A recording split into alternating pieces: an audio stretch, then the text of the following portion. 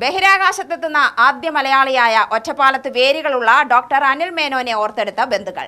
ജനിച്ചത് അമേരിക്കയിലാണെങ്കിലും Indian national കോൺഗ്രസിന്റെ മലയാളിയായ ഏക അധ്യക്ഷൻ ചേറ്റൂർ ശങ്കരൻ നായരുടെ പിന്മുറക്കാരനാണ് Anil Menon.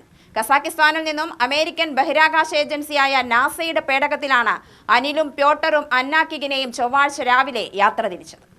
I am here with Naomi and Jenna, two NASA engineers.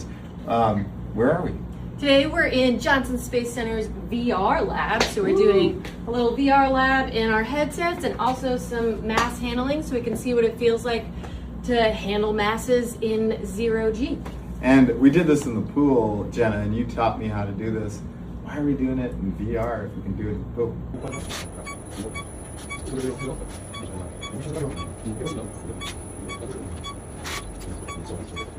Gentlemen, welcome to Fight Club. The first rule of Fight Club is you do not talk about Fight Club.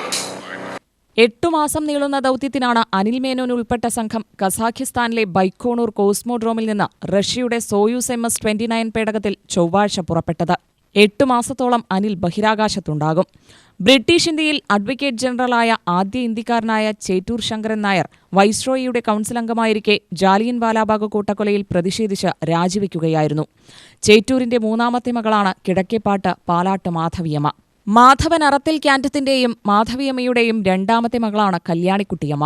ഇവരുടെയും Mangattu Gopal മേനോന്റെയും മകനാണ് അനിൽ മേനോന്റെ അച്ഛൻ കിഴക്കേപ്പാട്ട് പാലാട്ട് ശങ്കരൻ മേനോൻ.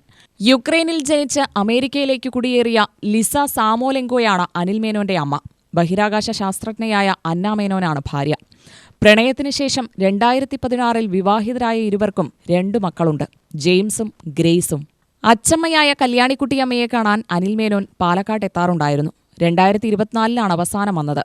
ആ വർഷം കല്യാണിക്കുട്ടിയമ്മ മരണപ്പെട്ടു. അച്ഛൻ KP ശങ്കരൻ മേനോൻ ഇപ്പോൾ അമേരിക്കയിലാണ്. ഇടയ്ക്ക് ഡൽഹിയിൽ വന്ന് താമസിക്കാറുണ്ടെന്നും ബന്ധുക്കൾ പറയുന്നു. വളരെ സന്തോഷം.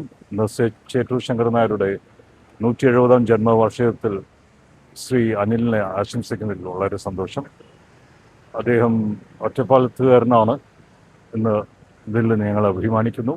ഒറ്റപ്പാലം മാത്രമല്ല, കേരളയും ഇന്ത്യയും അദ്ദേഹത്തിൻ്റെ പേരിൽ ഇന്ന് അഭിമാനം കൊള്ളുകയാണ്. അദ്ദേഹം ഒറ്റപ്പാലത്ത് വരുവാണെങ്കിൽ അദ്ദേഹത്തിന് ഒരു വലിയൊരു സ്വീകരണം ഒരുക്കാൻ ഞങ്ങൾ തയ്യാറായിരിക്കുകയാണ്. അദ്ദേഹത്തിന് എല്ലാ ആശംസകളും നേരുന്നു. UTV news, Palakkad.